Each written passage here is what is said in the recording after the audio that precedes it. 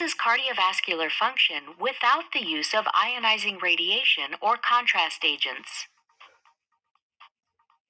Comparable cardiovascular imaging modalities include high-frequency ultrasound, which emits a beam of acoustic waves from a transducer and records the echoes created as the waves reflect to generate live images. It provides high spatial and temporal resolution images. However, imaging artifacts can be observed due to the limited penetration depth in dense tissue. Another imaging technique is micro-CT, which takes a series of X-ray projections to create 3D cross-sections. It has a lower temporal resolution and limited soft tissue contrast, and often requires the use of contrast agents to visualize vascular structures. These are known to cause radiation damage and renal failure at high doses. Alternatively, MRI uses strong electromagnets to image tissues in the body based on their magnetic properties. In cardiac MRI, conventional MRI sequences are gated off of R peaks in the cardiac cycle and expiratory plateaus in respiration to assess cardiovascular function. This video will illustrate how to gather MRI data with a triggering fast, low-angle shot or flash MRI sequence. This technique provides high-quality soft tissue contrast for the study of small animal disease models.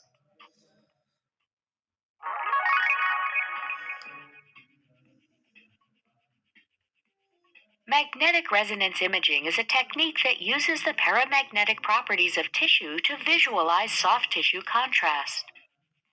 The bore of an MRI machine is conventionally wrapped using a solenoid coil that provides a constant homogeneous magnetic field, B0, when an electric current is applied.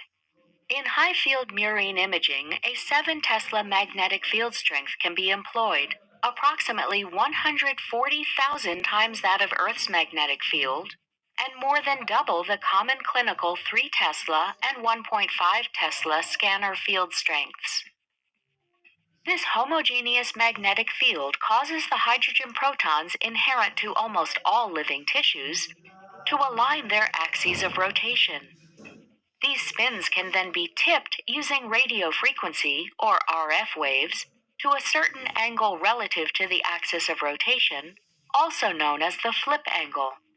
As the protons then attempt to relax back to their original orientation, the component of their spin perpendicular to their main axis induces a detectable electrical signal, resulting in an image. Furthermore, magnetic gradients can be applied that perturb the main magnetic field and allow for spatially isolated RF excitations to localize the received signal. Specific to the methods described in this video is the flash sequence, which uses low flip-angle RF excitations that are rapidly repeated to induce a steady-state pattern in the proton motion. The repetition time is much shorter than the typical proton relaxation time. When unexcited hydrogen, such as that in blood, enters the imaging frame, a relatively high signal is produced. This allows the cardiovascular system to be imaged rapidly and provides stable snapshots within the cardiac cycle. Through triggering the flash sequence with physiologic signals, images of the cardiovascular system can be acquired that highlight cardiac, vascular, and respiratory motion. Having reviewed the main principles of cardiac MRI, let us now walk through the step-by-step procedure to prepare and image an animal.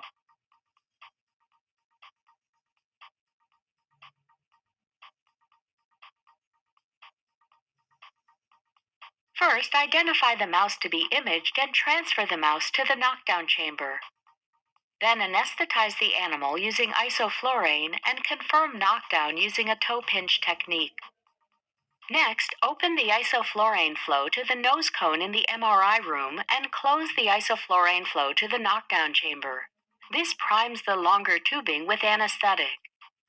Ensure that all personnel are MR safe. Then transfer the mouse to the imaging stage and secure the nose cone around the animal. Position the mouse such that its heart is approximately aligned with the center of the RF coil. Next, reconfirm knockdown using the toe pinch technique. Then insert the 3 electrocardiogram leads subcutaneously.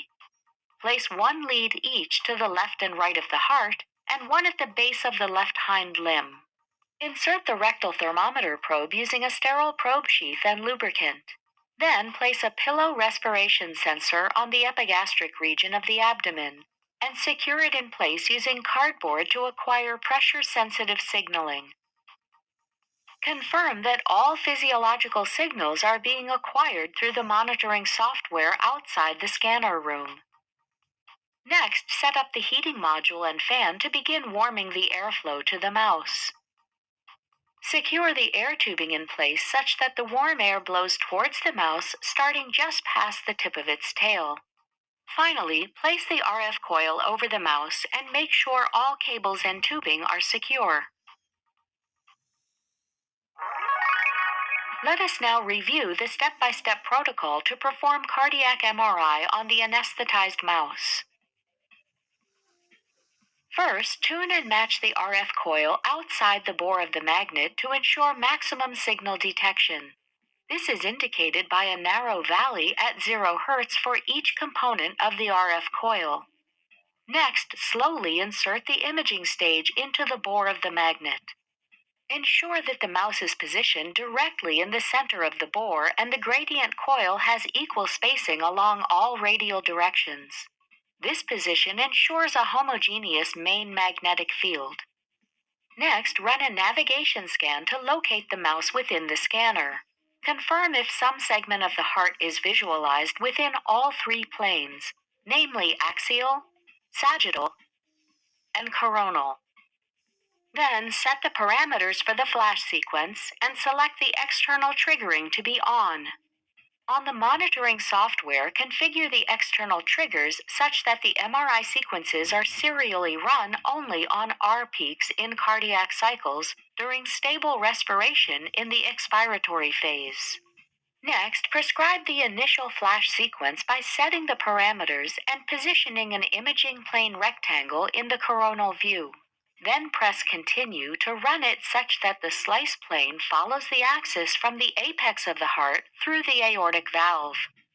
This initial cine loop will provide a 2-chamber view of the heart.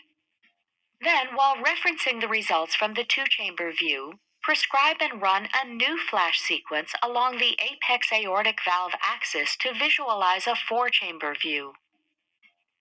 Finally, prescribe a short-axis slice that is perpendicular to the apex aortic valve axis approximately halfway through the heart. The papillary muscles should be distinctly visible within the cine loop output at this location. Once imaging is completed, transfer acquired data to an appropriate location for analysis. Then retract the imaging stage from the bore of the magnet and remove the gradient coil and all probes from the animal before transferring the animal from the scanner bed. Now that we have obtained a cardiac MRI in a mouse, let us review the results of the scans.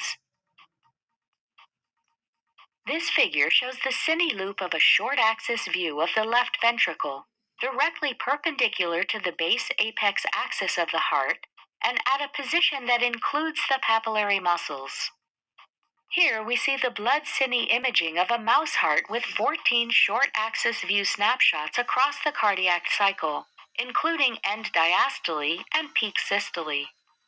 The regions of dropout signal within the lumen of the left ventricle indicates fast blood moving, which was originally out of plane and not tagged by the RF wave excitation.